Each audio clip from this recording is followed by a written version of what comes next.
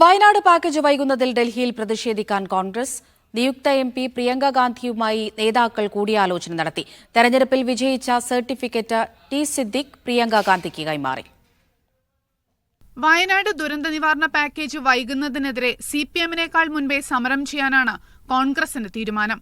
നാളെ സത്യപ്രതിജ്ഞ ചെയ്യുന്ന പ്രിയങ്ക ഗാന്ധിയുടെ കന്നിപ്രസംഗത്തിൽ വയനാട് ഫണ്ട് വിതരണത്തിലെ കാലതാമസം ഉൾപ്പെടുത്തണമെന്നാണ് UDF MLA-മാരുടെ നിർദ്ദേശം.